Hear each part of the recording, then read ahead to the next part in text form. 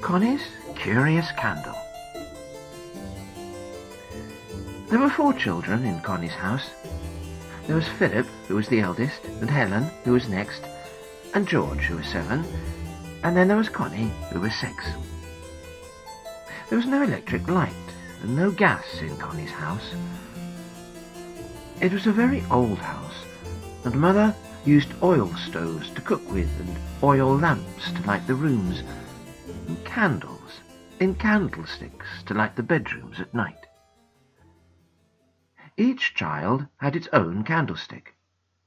Philip's was green, Helen's was red, George's was blue, and Connie's was yellow. Mother used to buy coloured candles, and it was Connie's job to fit the right colours into the right candlesticks. Every night the candles were put on the hall chest, ready for the children to carry upstairs when they went to bed. The candles used to wait there, longing for the time to come when they might wear a little yellow flame for a hat. They lighted up the bedrooms then, and they could see the children getting undressed and the shadows jumping, and they could hear the prayers the children said, and the creak when they jumped into bed. One day Connie had to take the old bits of candle out of the coloured candlesticks and put in fine new candles. Mother had bought them that day, green, red, blue, and yellow, one for each of the children. "A red candle for a red candlestick," said Connie, and she stuck the red candle firmly into the candlestick. "A green candle for a green candlestick, a blue candle for a blue candlestick, and here is my lovely yellow candle for my yellow candlestick. It is the prettiest of all." The yellow candle was pleased to hear that, but the others were not. "Yellow is a silly colour," said the red candle. "Red is the best. It is the colour of warm fire." "No, blue is the best. It is the colour of the spring sky," said the blue candle proudly. "Ah, but green is the colour of the trees and the grass," said the green candle. "Everyone loves green." "Yellow is the colour of the sun," said the yellow candle timidly. "Surely that is a good colour." Nobody took any notice of the yellow candle at all, so he didn't say any more. He just longed and longed for the night to come, so that he might wear his flame hat and see the shadows jumping around him as he burned. But before the night came, the children's mother came bustling into the hall, carrying an oil lamp, which she set down on the floor not far from the chest. "Oh, it's so cold tonight, I really must warm the hall," she said to Connie. "The hot air will rise up and warm the stairs too. It's bitterly cold today." The oil lamp burnt clearly and sent a yellow light over the dark hall. Connie sat on the bottom stair and watched it.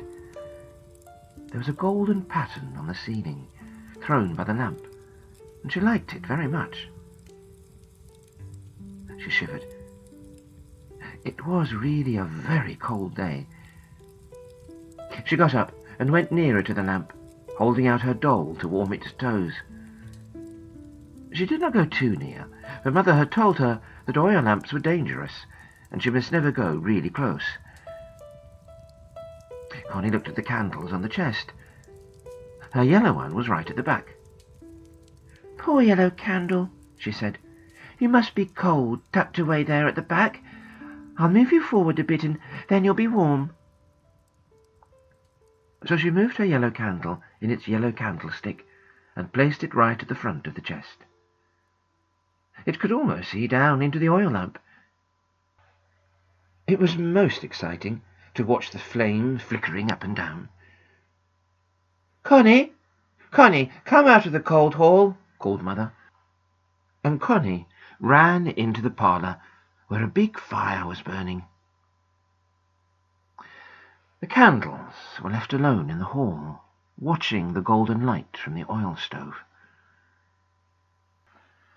Soon the yellow candle began to feel a little strange. He was hot. He felt soft. He couldn't hold his head up. He wanted to lean over to one side. It was most peculiar.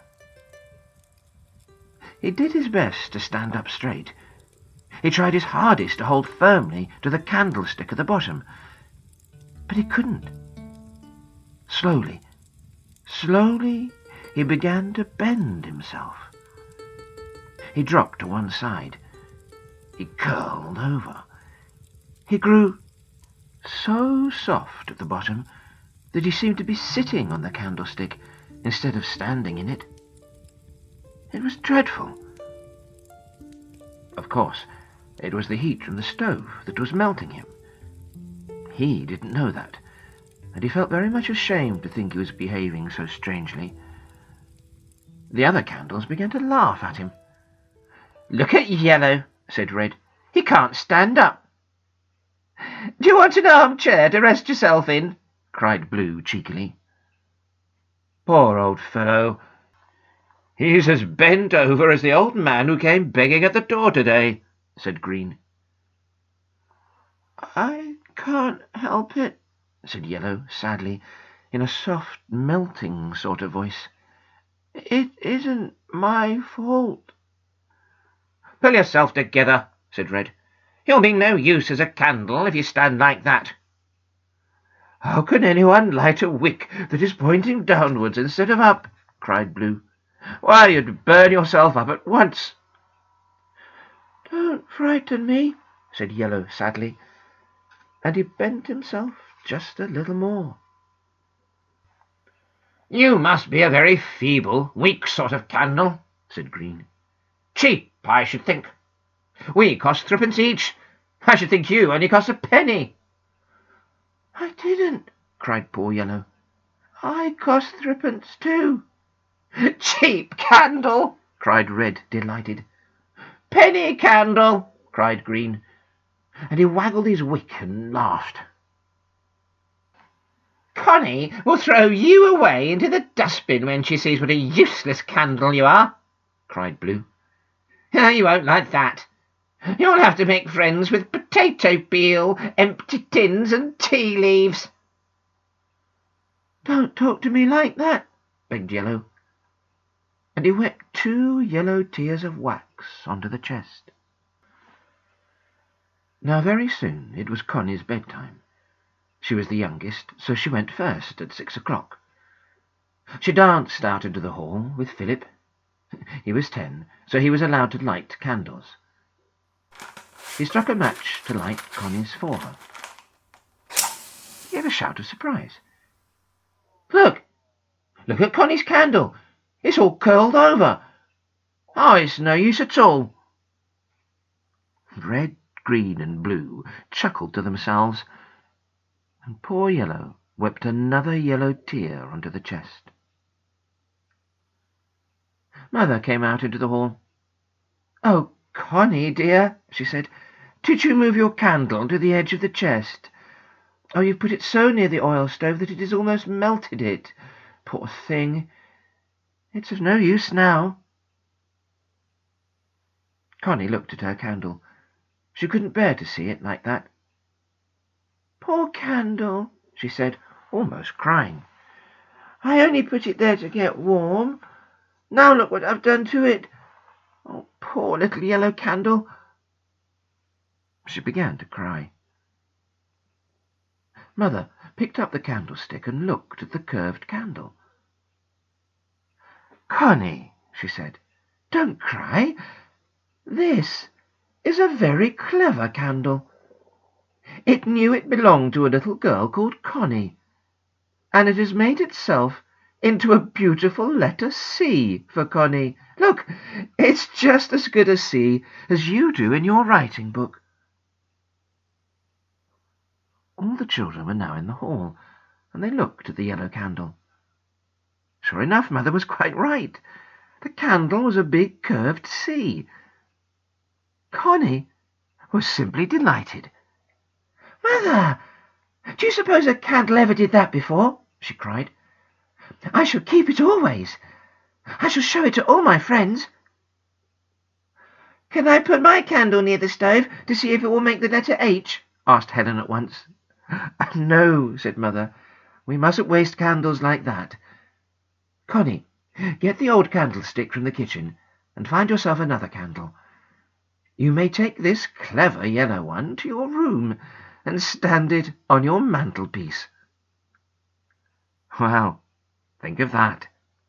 Red, blue, and green could hardly believe it. So yellow was clever. Yellow was going to live on Connie's mantelpiece for a long, long time. Long after they had burnt themselves right down to the candlestick and were thrown away, the yellow candle would still stand on the mantelpiece and be admired by everyone. "It's a mistake to laugh at people," said Red. So it is, isn't it? Connie's yellow candle still makes a scene. I'd really like you to see it.